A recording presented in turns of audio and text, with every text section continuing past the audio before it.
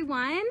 My name is Rebecca Vanderheiden. I am the Egg in the Classroom coordinator here in Scott County, Iowa for Riverbend Egg in the Classroom. I'd also like to mention the Iowa Egg Literacy Foundation and the Iowa Turkey Federation. And today we're going to be talking to a local turkey farmer and learn about his turkeys. So let's get started.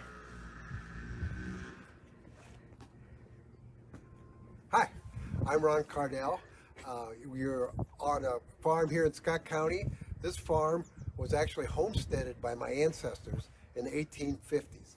So on this farm we raise corn, soybeans, and turkeys.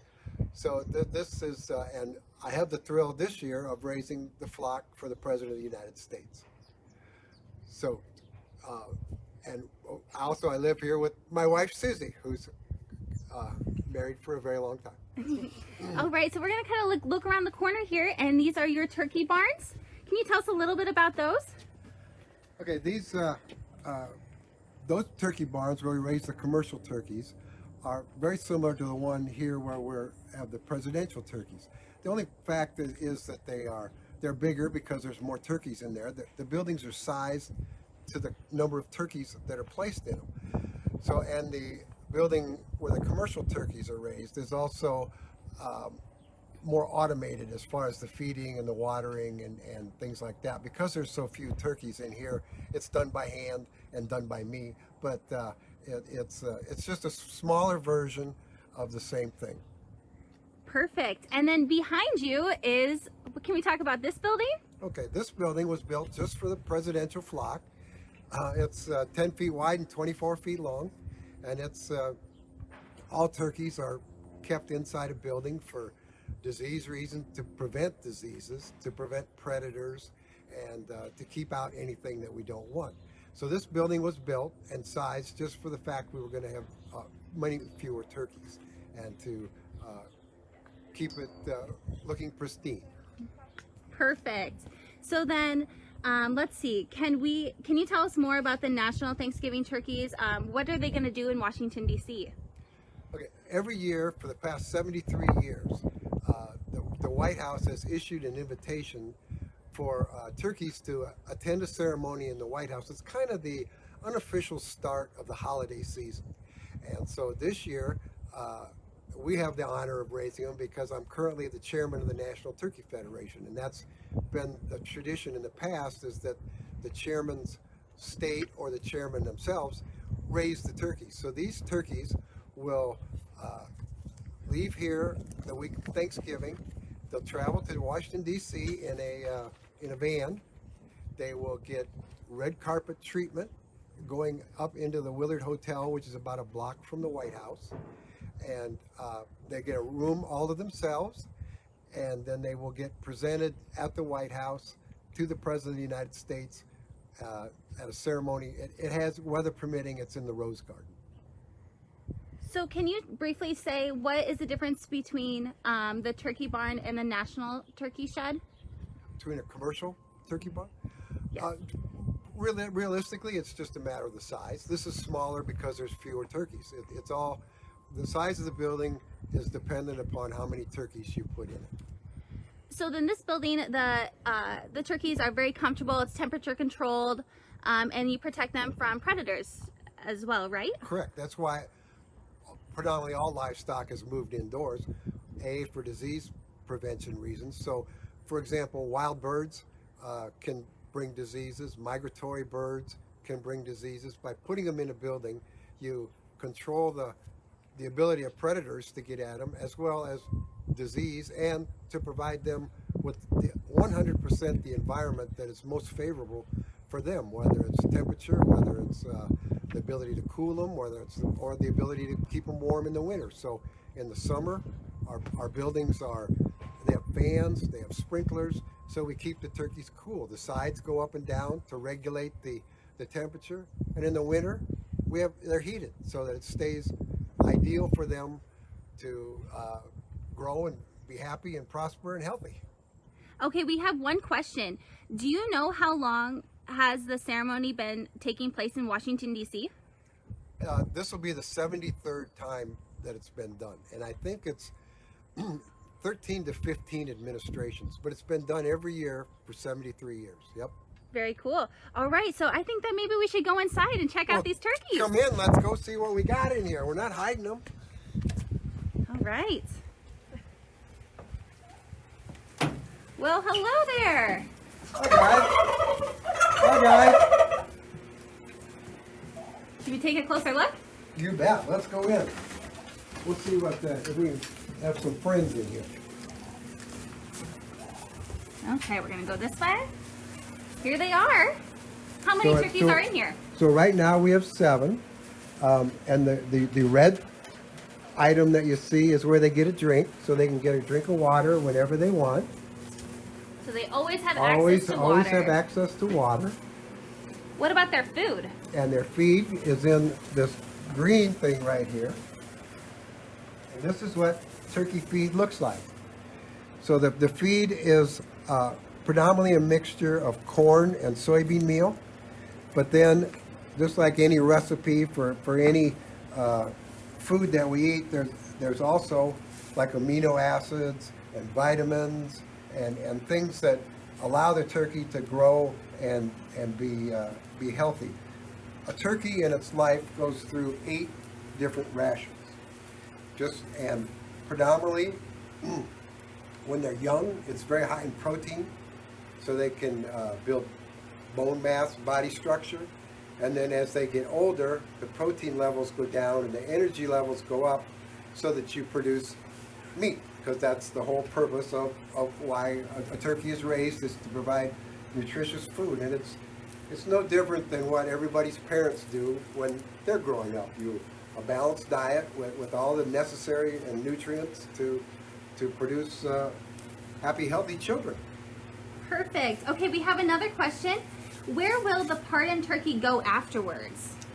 Well, after the ceremony at the White House, they will be put back in a van, and they will be taken to Iowa State University. And there, the university has built a special building and a special place, special room for them to live, and they will be used for educational purposes, for teaching students and interactive, and they will live out their natural life in Ames, Iowa, at Iowa State University. Okay, we have another good question. How long does it take the turkeys? Oh, they're gobbling a little bit. How long does it take for turkeys to get to market weight? Well, obviously it depends on what the turkey is being raised for. So these turkeys are all they're boys, and they're called toms. And these are raised predominantly for lunch meat. So these guys will be about 19 weeks old, a normal commercial flock. When they sell, they'll weigh about 42 pounds. And they will go into lunch meat. They will go on sandwiches or in a deli shop or a restaurant. So obviously if there's boys, there has to be girls. And a girl is called a hen. And the hens are smaller, and that's predominantly what everybody has on their Thanksgiving table. And the reason being that these guys, when they're market ready, will weigh about 42 pounds live. And a bird that big won't fit into your average oven at home. Whereas a hen is smaller, and that's what will fit very well and serve many people a Thanksgiving dinner. Very cool. Okay, so how big are these turkeys now? Right now, I would say they're between 30 and 35 pounds. Mm-hmm. And so, from my understanding, that's about what a 4 or 5 year old would weigh. So they're about like your average 4 or 5 year old human. They'll weigh again 40, 42 pounds when we take them to the White House. Okay, so why are turkeys white? That was one of the questions I was asked. That's what's it. So it was accomplished through crossbreeding and to get the white feathers. And the reason for them being created white, when turkeys years ago were predominantly eaten as a whole bird. And when the feathers were brown and you pull the feather out, you leave a brown speck in the skin. So it wasn't very appealing aesthetically, whereas a white feather, when you pull it out, leaves a little bit of white pigment in the skin, so it's not noticeable and you can't see it. It was strictly an aesthetic thing, but it started so many years ago, it's just stayed. But it's a naturally occurring color of turkeys. Does the turkey need to be a certain weight? Or how can you tell the difference between a male and a female turkey? I think we answered that one. Let's see, let's read another question. Where do most turkeys hatch in the United States? Well, they're hatched all over the United States. These turkeys were actually hatched in South Dakota. They were hatched one morning. They were put in a truck and they arrived here early the next morning. So and a baby turkey is called a poult. And so when we get them, they weigh about 2/10 of a pound. So you can see, so these were hatched the middle of July. So they're 16 weeks old. And you can obviously see how much they've grown from an animal that was this big, weighing 2/10 of a pound, to one now that weighs 30 pounds. Another good question that we got is, how old does a turkey need to be in order to lay an egg? Well, we've had some, because their accuracy in sexing is 98%. And so we have had some hens in our commercial flocks that have laid eggs. And so that would be when they were 19 to 20 years old, weeks old. But that's an exception to the rule.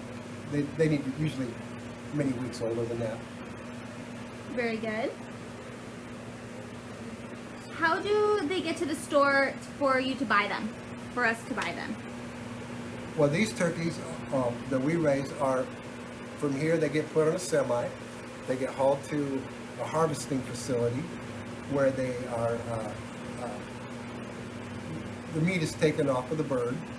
And so from the time they leave here until the time it goes to a processor would be less than 2 weeks. In our facilities it can be a matter of hours.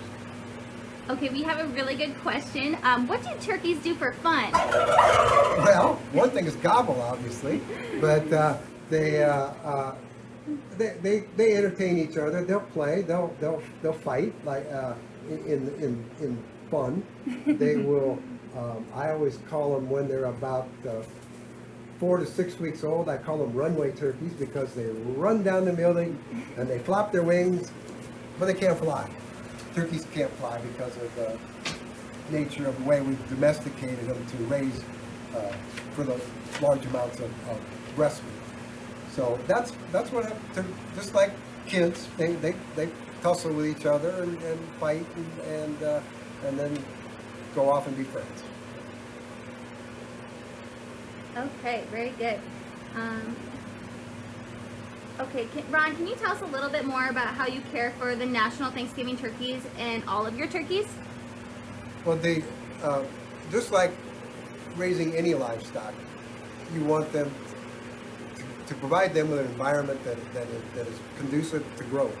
This building, we have, and in our commercial buildings, we have fans that exhaust, so they have constantly fresh air. We have actually above us is a ceiling fan to circulate the air within the building, and then there's a heat a heat source here should it get too cold, which will keep them at the temperature that we set. And this building, because these are special turkeys, extra special turkeys, they even had the air conditioner for the summer when it got hot. Wow, these turkeys are spoiled. They're living the good life. Yeah, they agree. They agree. They're talking to us They today. agree. All right, guys. Don't worry.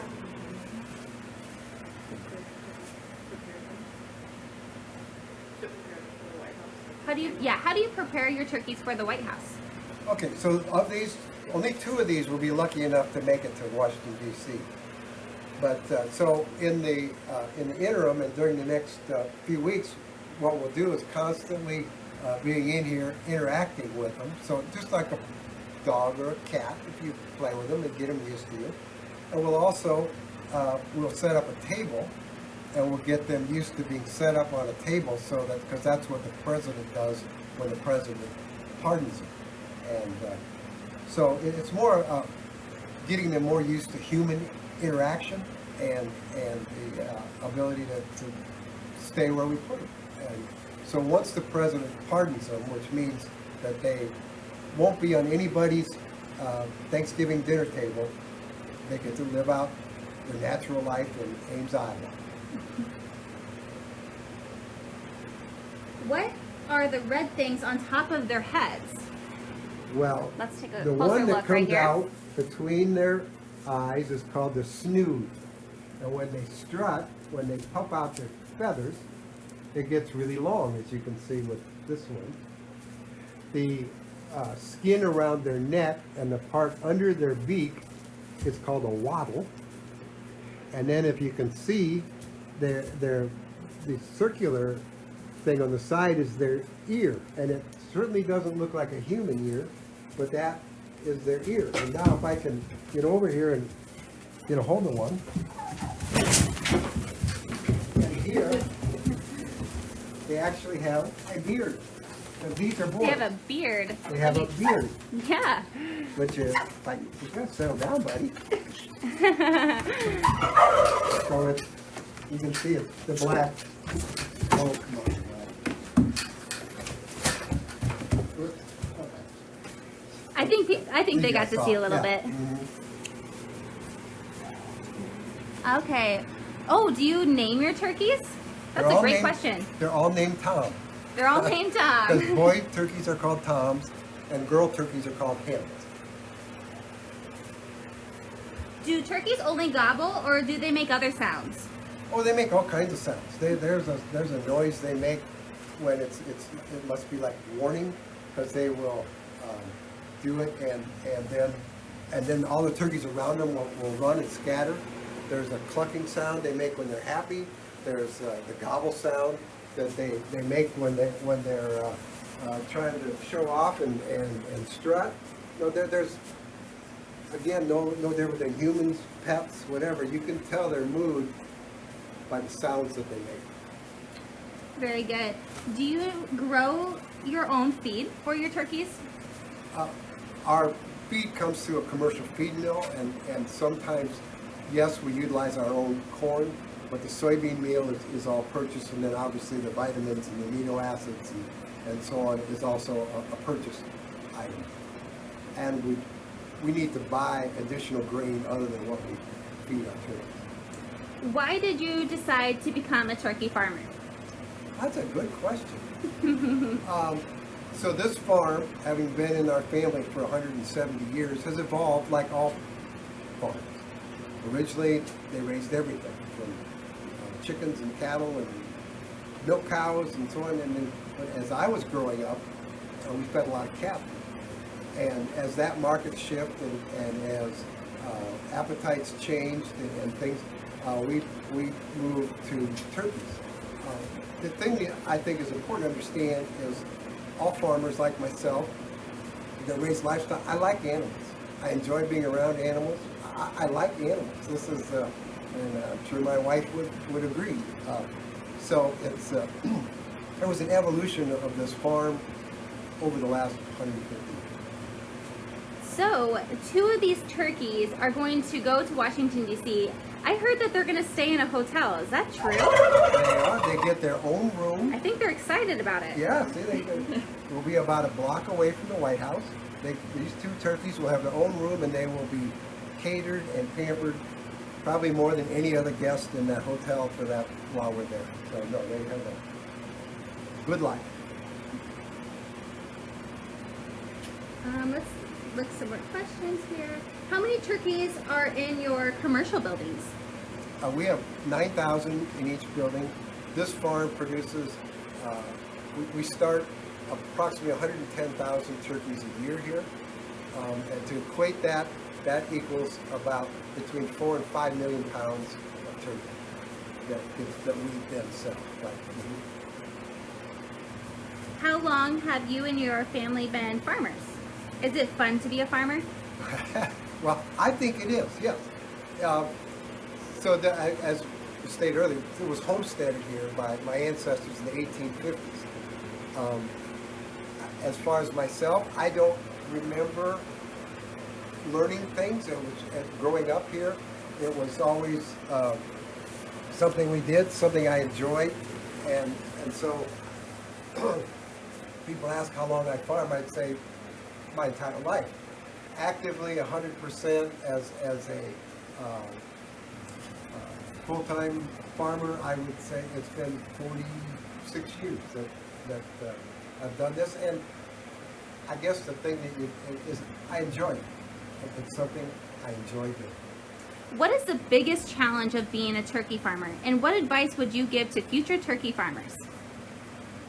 Well, the health of the bird is always paramount, and as things change, whether it's migratory birds, and the other problem that we have as farmers and livestock in general is the ability to utilize certain medications to treat a disease should we have it. Now you have to understand that these turkeys, just like humans, just like kids, they all get vaccinated for diseases. They get so everything possible that we can do to make them healthy. But nonetheless, some stuff happens, and the need and the ability to utilize certain medications has become much more limited due to government interaction. Where do most of your turkeys go? Our turkeys go to West Liberty Foods in West Liberty, Iowa, and that's we're predominantly a deli meat provider to box stores, to restaurant chains, to all a variety of places that sell turkey luncheon.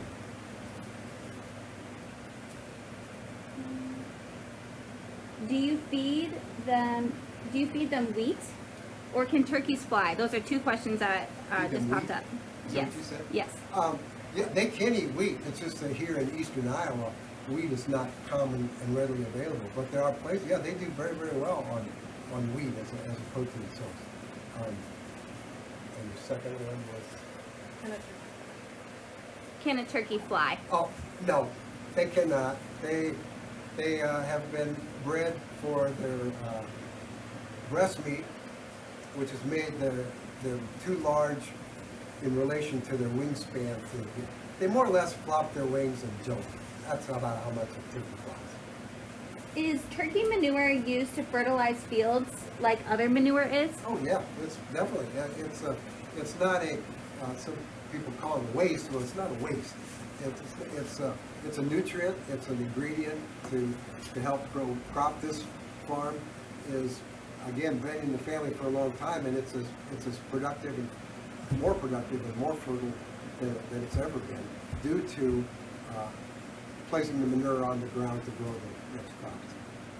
How do turkeys communicate with one another? Oh, they talk. As you can hear, they gobble. So, but they carry on a conversation, and if so, like to be, there's a noise they make like, and then that means they're scared. Oh. You saw a lot. They kind of jumped a little bit. Yeah. But they carry on a conversation with each other. We're just not smart enough to understand what. I wish I could understand what they said. It'd make my life a lot easier. Right. Let's see. Here's another really good question. Will you get to go to D.C. with them and meet the president? Yes, we do. My wife Susie and I, and our children and grandchildren, get to go into the ceremony at the White House. We get to meet the president, and we actually even get to go in the Oval Office, which I think is a pretty neat deal. And not too many Americans get to go in the Oval Office, and really look forward to the experience and to meeting the president and his wife. Very cool. Let's see here. Okay. Okay, this flock is special, but would we normally eat the turkeys you raise on Thanksgiving? Not really. We buy ours from a local guy that does it. We don't have the ability here to harvest them and do it correctly and safely in a sanitary fashion. So you got to be safe. What are some kinds of meats that you can get from turkeys? Oh, I know even West Liberty, whether you can make turkey ham, you can have the breast meat, you can have, What about some deli? it could be mesquite smoked, it could be oven roasted, it could be barbecued breast. Those are all types of lunch meat that we make. And then the dark meat is used predominantly in, some of it goes into turkey bologna, and some of it can be utilized like to make fajitas and things like that because it lends itself to flavors. All right, it looks like we have some people on here. Oh, the turkeys are saying hi too, but Matthew is saying hi from 2nd grade to his papa. Yeah. And Grant. Yeah. Let's see if I can see. And Z. Yeah, there we go. Yep. Will the ceremony will the ceremony be broadcasted so we can watch? Oh yeah, there'll be. It's pretty amazing because as we talked about, these turkeys get literally a red carpet up into the hotel, and then at the ceremony, there's tons of cameras, tons of video, tons of network people. It's pretty amazing thing to see what goes on and goes into raising 2 turkeys to begin the holiday season. Will you get another chance to grow the turkeys for the president? No, this is a one-time event. The chairman of the National Turkey Federation is normally the one that raises the turkey or someone within that state. So the National Turkey Federation represents a vast majority of the turkey industry, like 98%, and that's from the baby poult suppliers, to the growers, to the processors, to allied people that provide the equipment like you see inside this building. So it's that honor goes to the chairman of the National Turkey Federation every year, and that's a 1-year term. Okay, we have another question. Are the turkeys able to bite people? Not really, no. They have a beak, they don't have teeth, and no, they We'll zoom in a little they bit. really don't bite.